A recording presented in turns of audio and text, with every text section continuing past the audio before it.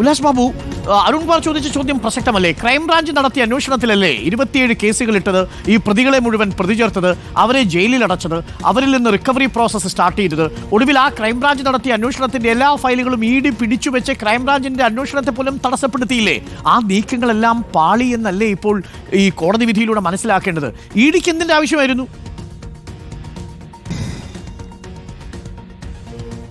ശ്രീ അരുൺകുമാർ, ഞാനൊരു കാര്യം ചോദിക്കട്ടെ. ഇപ്പോൾ ക്രൈംബ്രാഞ്ചിൻ്റെ 28 കേസുകളും 28 കേസിലെ റിക്കവറി നടപടികളും, ആ റിക്കവറി നടപടികളുടെ കഥയൊന്ന് എന്നെ വിശ്വസിക്കണമെന്നില്ല.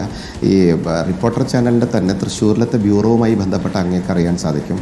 എല്ലാ സാധനങ്ങളും എടുത്തു കൊണ്ടുപോകാനുള്ള സൗകര്യം കൊടുത്തതിന് ശേഷം പോയിട്ട് നടത്തിയിട്ടുള്ള ഒരു ജനങ്ങളുടെ കണ്ണിൽ പൊടിയിടുന്ന ഒരു റിക്കവറി പരിപാടികളൊക്കെ നമ്മൾ കണ്ടതാണ്.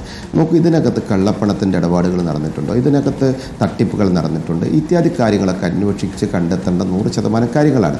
ഞങ്ങളുടെ രാഷ്ട്രീയ പാർട്ടിയെ സംബന്ധിച്ചിടത്തോളം ഞങ്ങൾ കരിവന്നൂരിൽ ഇവർ നടത്തിയ തട്ടിപ്പ്, ഇവർ എന്ന് എന്തുകൊണ്ടാണ് ശ്രീ അഡ്വക്കേറ്റ് അരുൺകുമാറിനെ പറയുന്നത്? ഇവരുടെ രാഷ്ട്രീയ സംഘടനയാണ് അവിടുത്തെ ഭരണ സംവിധാനത്തിന് നേതൃത്വം കൊടുക്കുന്നത്. ഇവരുടെ പാർട്ടി അന്വേഷണ കമ്മീഷനെ വെച്ചത് തന്നെ അതിൻ്റെ അടിസ്ഥാനത്തിലാണല്ലോ. അപ്പോൾ മീൻസ് പാർട്ടി അന്വേഷണ കമ്മീഷൻ ഇരയായിട്ടുള്ള ജനങ്ങളോടൊപ്പം തന്നെ ഒരു തടസ്സവാദത്തിന്റെ ആവശ്യമില്ല. ഇവരുടെ പാർട്ടി കമ്മീഷൻ വെച്ചിട്ടുണ്ട്, ഇല്ല എന്നൊക്കെ നുണ പറയാം. ഒരു തടസ്സവാദത്തിന്റെ ആവശ്യമില്ല അതിനകത്ത്. ഡോക്ടർ അരുൺ, ഒറ്റ മിനിറ്റ്. ഡോക്ടർ അരുൺ, ഈ കരിവണ്ണൂർ കേസ് അന്വേഷിക്കാൻ ഇഡി കാണിച്ച ഇൻട്രസ്റ്റിന്റെ 100% ഇൻട്രസ്റ്റ് ആ കൊടകര കേസിൽ കാണിച്ചിരുന്നുവെങ്കിൽ, ആ കൊടകര കേസിൽ 3.5 കൊല്ലമായി ഇഡി അടയിരിക്കുന്ന സാഹചര്യം, ഒരടി പോലും മുന്നോട്ട് പോകാത്ത സാഹചര്യം ഉണ്ടാകുമായിരുന്നോ? ഹൈക്കോടതി നാളെ കഴിഞ്ഞ് പരിഗണിക്കുകയാണ് ആ കേസ്. കാരണം അതെ, അന്വേഷിച്ച് കൃത്യമായ റിപ്പോർട്ട് കൊടുത്തു, ചാർജ് കൊടുത്തു, അന്വേഷിച്ചുകൊണ്ടിരിക്കുന്ന ഒരു കേസിൽ പോയി പരമാവധി ഇടപെട്ട് കൊളവാക്കി. അതിപ്പോ ഹൈക്കോടതിയുടെ നേരിട്ടു.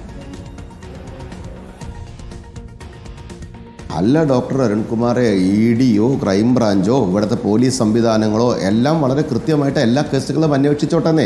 അതിലൊരു പ്രയാസമില്ല. ഒരു ജാമ്യം കിട്ടുന്നതോടുകൂടി ഈ ഒന്നും നടന്നിട്ടില്ല എന്ന് പറയപ്പെടുന്ന വാക്യം തെറ്റാണെന്ന്. ഞങ്ങളുടെ പാർട്ടി ഒരു പ്രതിരോധത്തിലുമില്ല. ഞങ്ങളുടെ പാർട്ടിയല്ല ഇഡിയുടെ ഹെഡ്, ഞങ്ങളുടെ പാർട്ടി അധ്യക്ഷനല്ല ഇഡിയുടെ ഹെഡ്. ഞങ്ങളുടെ കടലാസ് എഴുതി പ്രതിപക്ഷ നേതാക്കൾക്കെതിരെയുള്ള കേസാ. 6 അന്വേഷിച്ചിട്ട് തെളിവും കണ്ടെത്തിയിട്ടില്ല. അല്ല, സ്വാഭാവികമായിട്ട് ഇഡി അന്വേഷിക്കുന്ന കേസുകൾ ആരുടെ നേർക്കാണ് എങ്കിലും, ഇഡി അന്വേഷണ കേസുകൾ ഏത് കേസാണെങ്കിലും ഇഡിയുടെ പണിയെടുക്കട്ടെ, അന്വേഷണ ഏജൻസികളുടെ പണിയെടുക്കട്ടെ.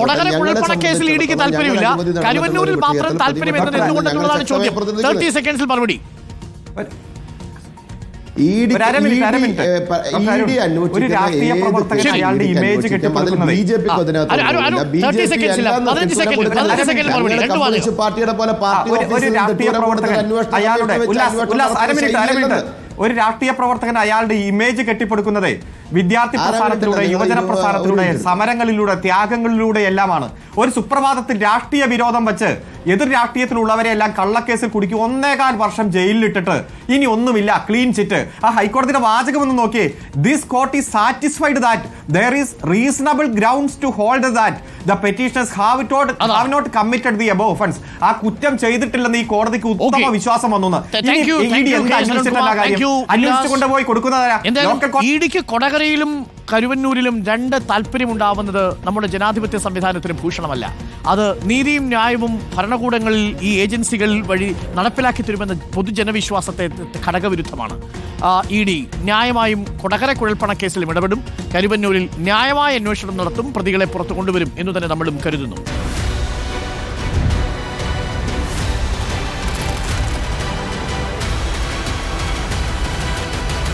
Debate with Dr. Arun Kumar.